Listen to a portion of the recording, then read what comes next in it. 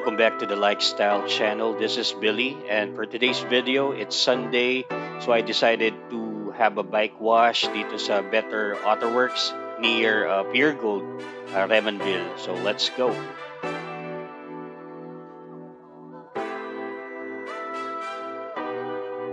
Siguro yung huling palinis ko pa ng motor, that was 3 or 4 weeks ago. Sobrang dumi na ng motor natin.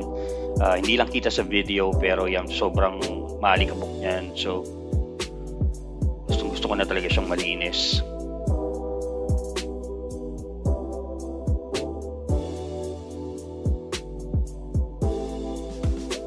So, yung initial na hugas nila, ang nagustuhan ko sa Better Auto Works is that hindi isang beses lang winash off yung motor.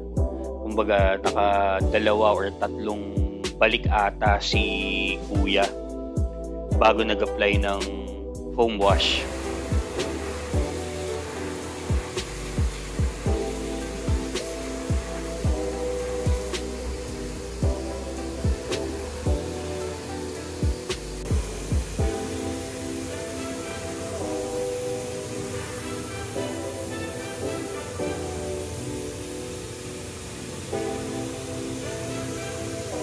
Meron din sila ditong talyer, barbershop, and milk teahan. So habang nagpapalinis kayo ng kotse nyo or ng motor nyo, meron kayong tatambayan.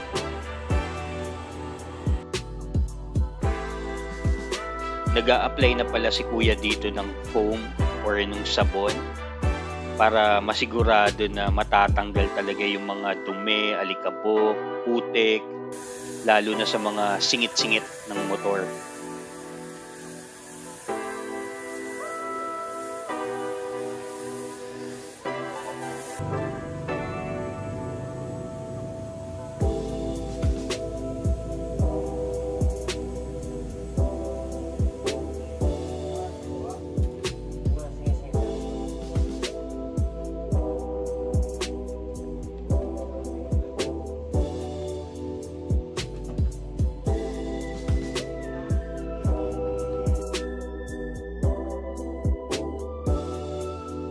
Isa sa mga nagustuhan ko sa kanila is that pati talaga yung mga singit-singit binabrush nila or nililinis nila. Ginagamitan nga nila dito ng parang paintbrush yung gulong, yung shocks, they want to make sure na talagang malinis pati yung mga ilalim, pati yung mga singit-singit.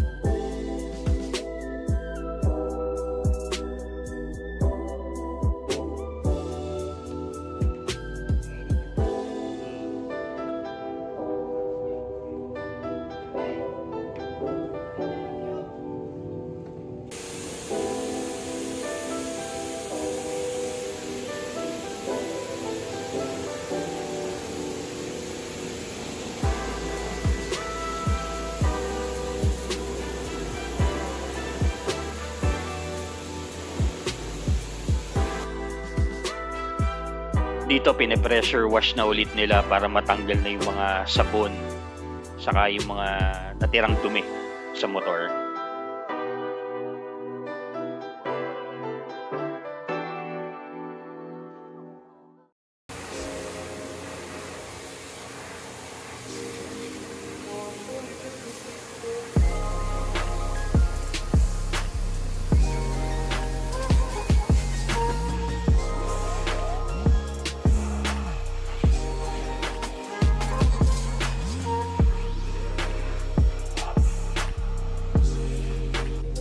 Nililinis din nila ng maigi yung front compartment, pati yung lagayan ng gas.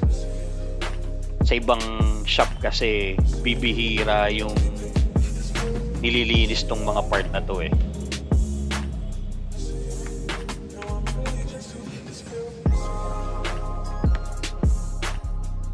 Isa pa sa nagustuhan ko sa kanila is that iba yung basahan na ginagamit nila panghugas at pampatuyo ng motor. Sa ibang shop kasi na-experience ko na same lang yung basahan na ginagamit. Kumbaga babanlawan lang after gamitin panlinis, babanlawan lang sa tubig.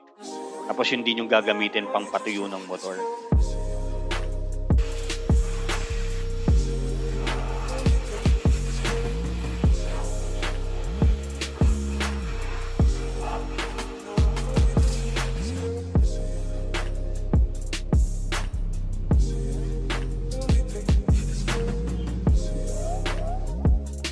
nagpa-wax na rin pala ako dito. Ang gamit daw nila is hydrophobic wax.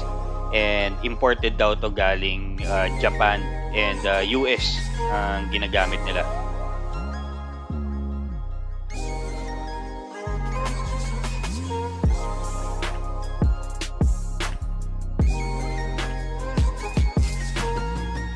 So habang naghihintay ako matapos yung motor, nandito nga pala ako sa milk teahan nila, nagpapalamig. And umorder din nga pala ako ng milk tea nila. And masarap yung milk tea nila, guys.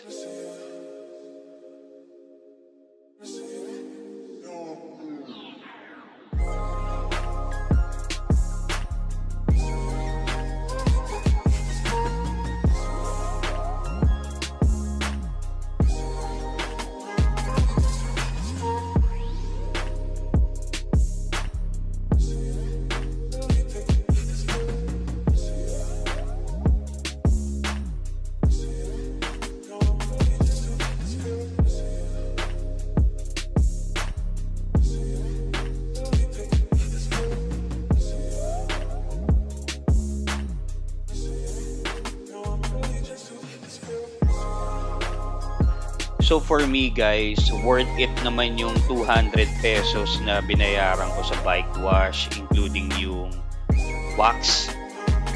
Kasi sobrang pulido ng pagkakagawa nila, sobrang linis. And at the same time kasi na-experience ko sa ibang shop, 250 pa nga yung binayaran ko pero hindi ako satisfied. Pagka-uwi ko sa bahay, may dumi pa rin na natitira, so kailangan kong punasan ulit. May mga tubig-tubig pang tumutulo sa compartment, etc. So this time satisfied talaga ako.